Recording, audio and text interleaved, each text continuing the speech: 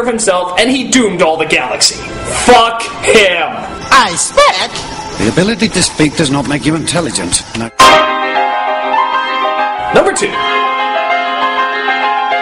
Princess Peach. I could punch this broad in the face. Really, I could. How many times has this whore been kidnapped? Haven't they upped the security yet so that it doesn't happen anymore? And every time it does happen, she just keeps her pretty little smile. Fuck you, bitch. I'm risking my life for you for the 20th fucking time. And don't you dare insult me by saying you're gonna bake me a cake. No. You give me a position of power, you fucking bimbo. I know more about this kingdom than you do. You see, I've been through it like a million times. You can't even stay around long enough to remember what it's called. I'm running the show now, Peach. I'm running the show. I don't know. I think it's just the attitude. The fact that she has no problem that you have to save her all the time.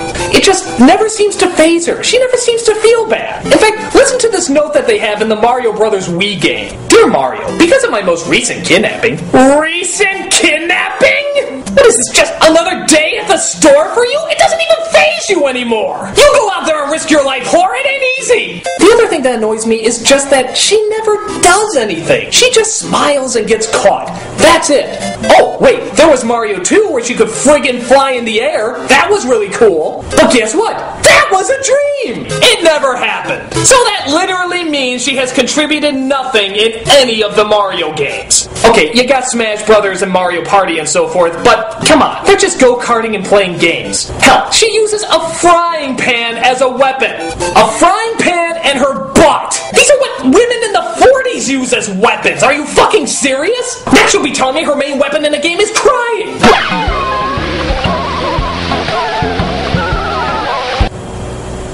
I hate you.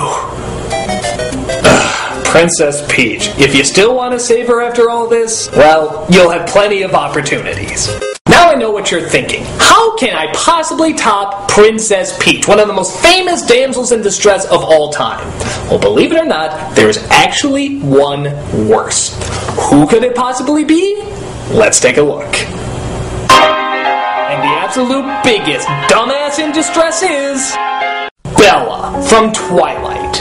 This has to be the most selfish, male-dependent, uncaring, manipulative, self-centered, pretentious, idiotic, whining little bitch bag you will ever see in your entire life. And honestly, that wouldn't be too bad a character. That'd be very, very interesting if it was intentional. But it's not. Bella is supposed to represent the everyday teenage girl.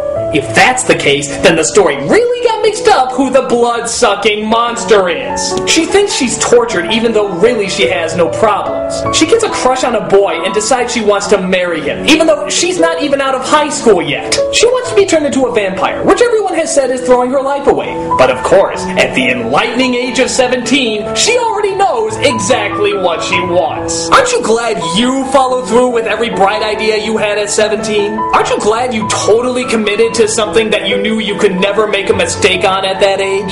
Oh yeah, 17! Nobody ever fucks up at that age! The boyfriend tries to leave her so that he can save her, but she constantly keeps throwing herself off cliffs and putting herself in danger just so he can notice her. Good fucking God! That's right, girls. If your boyfriend leaves you, do exactly this. I assure you it won't backfire in the least. Sure, you might be dead, but that'll teach him.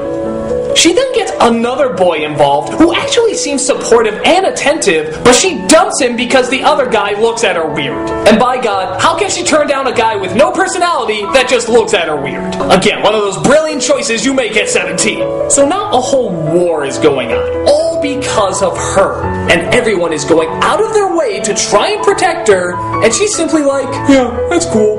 Oh wait, she does try to say once that she's not worth it, but that only lasts a few seconds. She then realizes that she is worth it, and is totally on board with having muscle boys carry her around everywhere. And just as her boyfriend finally agrees to marry her, imagine a boy being pressured into marriage, she dicks around with the other guy yet again. Oh my God. I mean, oh my God. I have never seen a character more needy and more insecure. She is such a dumbass in distress that it's actually kind of scary. She is a scary character. In another dimension, maybe she could have been a great Shakespeare villain. This really complex, developed psychotic mind. But as the common, everyday, relatable girl that we're all supposed to identify with, she is, and always shall be, the biggest dumbass in distress. I'm the Nostalgia Critic, and pray for these boys, people.